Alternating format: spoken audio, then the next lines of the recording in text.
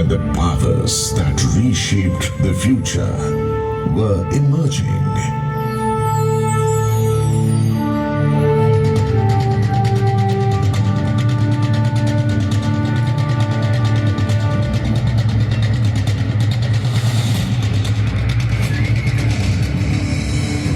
Lodi dynasty took over the throne of Delhi. Babur was born in Central Asia and pride of Rathors, Rao Jodhaji founded the city of Jodhpur by laying the foundation of Mehrangarh Fort. Mehrangarh, built in 1459 AD, was witness and center of major political activities in North India.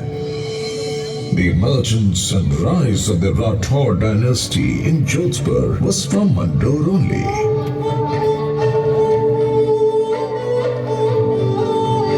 In the northwest direction of Mehrangarh, after traveling for about 9 kilometers, I will welcome you with the remains of my fort. I am the fort of Mandore. I am so ancient that I do not even remember who built me or when was I built. Even today, coins of the past, temple remains, archways, pillars and exquisite sculptures continue to be found from Mandore. All the symbols of ancient India have been preserved in the Mandore Museum, just as I have preserved many tales in my dilapidated remains. The city of Mandore, surrounded by the hills of Aravalli and the worship land of sage Mandavya, was also known as Mandavyapur. The Nagavanshis ruled here during the Mahabharata period, after which the Gupta dynasty ruled it using their muscle power. During 4th and 6th century, the Huns arrived and the Paramaras increased their splendor. Marwar expanded most during the Parma period, and that time Marwar was also called Navakoti Marwar. While the Pratiharas established their empire and increased its opulence in the 7th century, come with me in that bygone era when swords used to blaze here. The battlefields would vibrate with the sound of drums. The brave hearts would bellow, and the sky reverberated with the shouts of the Runbakers.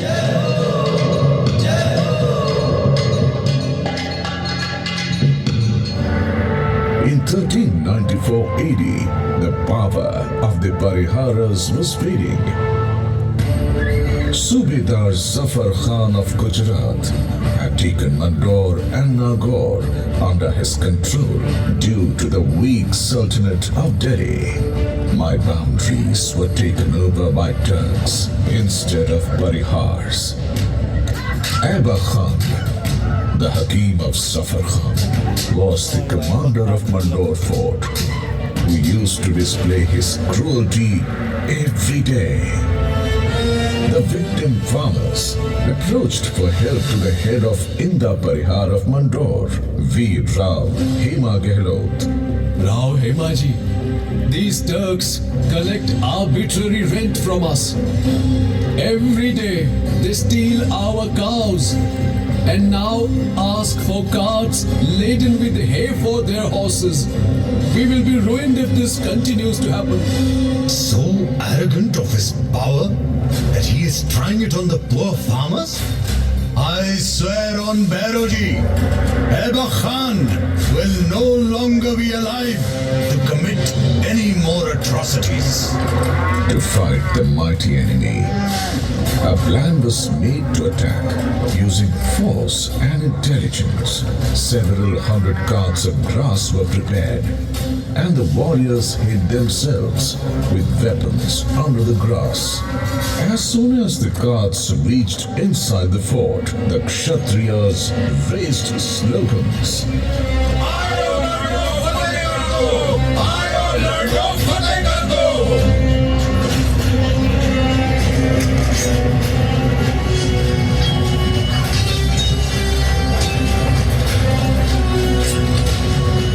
Turks did not even get a chance to recover from this sudden attack. When the majestic swords of brave Hema Gehlot, Samar Shur Rav Chunda Rathor, and the heroes of Marwar waved, the heads of the enemies were piled up. In memory of this victory, Rao Mahotsav is still celebrated in Mandore.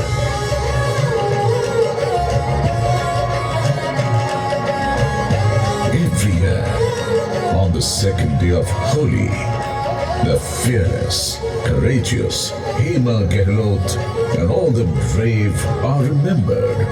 Baba Bhaironath Ji is worshipped, with whose blessings Veer was victorious. Even after the Mandore conquest, Inda Parihar remained worried because the city was surrounded by enemies. And then he decided to hand over the kingdom to the powerful Rathor dynasty. Rai Dhaval, the head of Inda, got his daughter married to Rao Chunda and gave away Mandore fort as dowry. Rao Hema Gehlot crowned Rao Chunda and Bhaton sang the anthem of Mandore.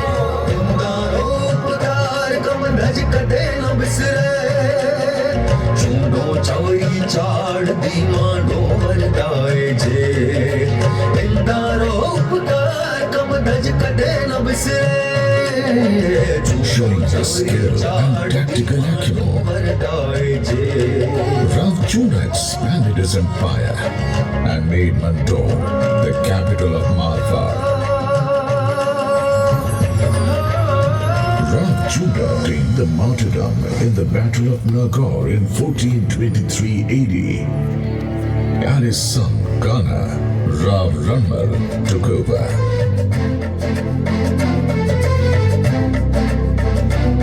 There were close relations between Marwar and Mewar, but the sycophantic Mewar king, Rana Kumbha, started making false rumors. Rana, I do not like Rao Ranmal's intentions. He wants to grab your kingdom. They just consider one side and just not bothered about the other one. A sweet relationship was being poisoned with doubt and distrust. In 1438 AD, Rav Ranmal and his son Jodha were in the fort of Chittor. Ranmal realized some conspiracy and sent his son Jodha out of the fort. Following his father's orders, Jodha reached the foothills of Chittorgarh. Then a drone caught the attention of Jodha, who was singing a couplet.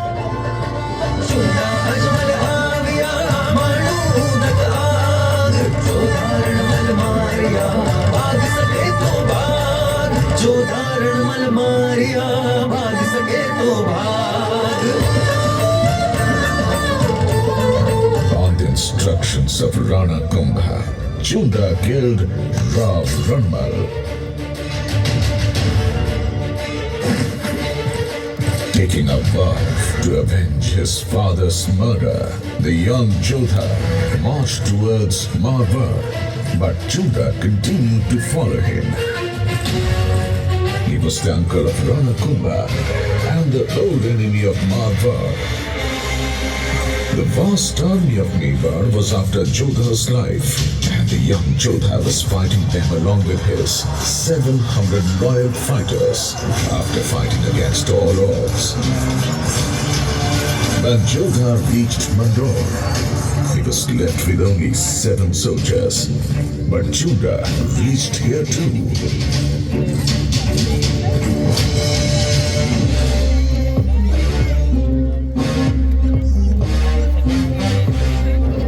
Search every corner of Mandore fort. Ranmal had killed my brother Raghav Dev. I will destroy his entire family and descendants. Huzur, Jodha has run towards Janglu region. If you order, we will chase him. Let it be. He will die wandering in the sand dunes. You send a message to Rana Kumbha.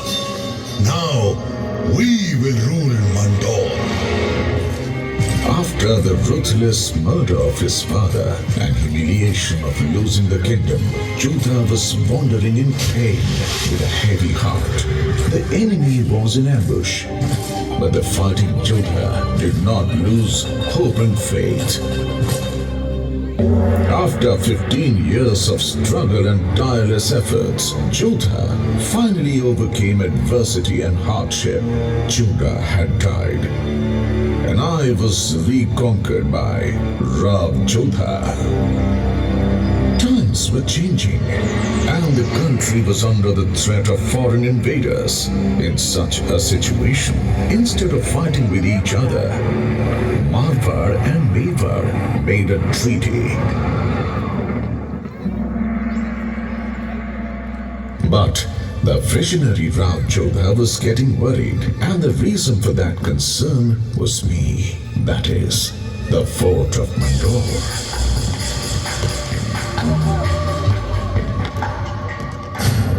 What are you thinking, Rauji? Just take a look around. What do you see? Sky, forest, hills. These hills are the cause of my concern. Several hundred years ago, these were very high, and it was difficult to reach the fort. But heavy rains and dust storms have reduced their stature. Rav Jodha's words were painful, but true. I too had become old and weak, so Mehrankar was built, and I was left abandoned, and it was the right decision. When the Mughals arrived in India, the Rathod dynasty took them head on and kept fighting without giving up.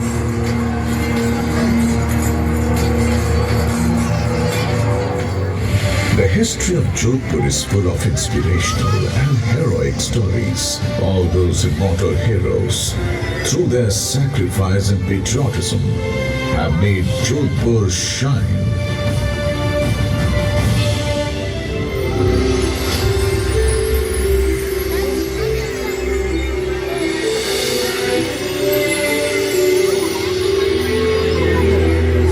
The warrior born here was strong enough to defend their nation. Their patronage ensured the happiness and prosperity of their subjects. Only few individuals are aware that delicate feelings can also be found within tough warriors. These sword-wielding soldiers who adhered to the royal faith also loved invention and the arts, which are still practiced today and add to the splendor of this region. Maharaja Ajit Singh Ji is remembered for his creative energy and magnificent architecture. He built Sal for the deities, Aibol, and a palace called Thamba, and renovated Bheru Bavadi and Bheru Temple. He also got a grand cenotaph constructed in memory of his father, Maharaja Jaswant Singh Ji, whose decoration of huge pillars and sanctum sanctorum is exemplary. The view of the Sabha Mandap gives a clear view of the mythological tales. The gestures engraved on the stones are the best examples of craftsmanship. Maharaja Jaswant Singh Ji II paid special attention to make Mandore beautiful. he planted more than 100 species of trees in Mandore garden, which adds to the beauty and lends importance to the park. In 1896-80, Maharaja Sardar Singh Ji further decorated the garden of Mandore. Between 1923 and 1947, during the time of Maharaja Umed Singh, several steps were taken to modernize the Mandore garden, such as the restoration of Nagadadi Canal, the development of beautiful gardens near the cenotaphs and palaces. Along with this, the boundary wall and the main gates were constructed. Rav Gangaji said, Naam to kitara ya bhitara surave. Humanity's fame has remained immortal for centuries through the creation of literature or great architectural works. The Rathore dynasty will be remembered for its bravery and architecture. The wonderful sculptures made on the plinth and cenotaphs located in Mandore are a unique example of craftsmanship. From the most powerful king, Rao Maldev Ji of Marwar, to Maharaja Ajit Singh Ji's cenotaph, the impression of beautiful carvings and unmatched architecture is even visible today. The construction of Maharaja Ajit Singh Ji's cenotaph was started by his son, Maharaja Abhay Singh Ji, in 1793.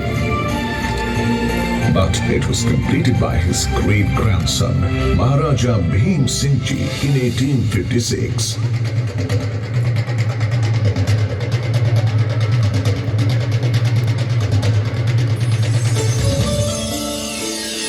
It is not only the most exquisite cenotaph in all of Rajasthan, but preserves its artistic integrity and is an excellent illustration of the period's craftsmanship. This cenotaph highlights the significance of Shaivism with its 4 magnificent gates and 4 Sabha Mandapas.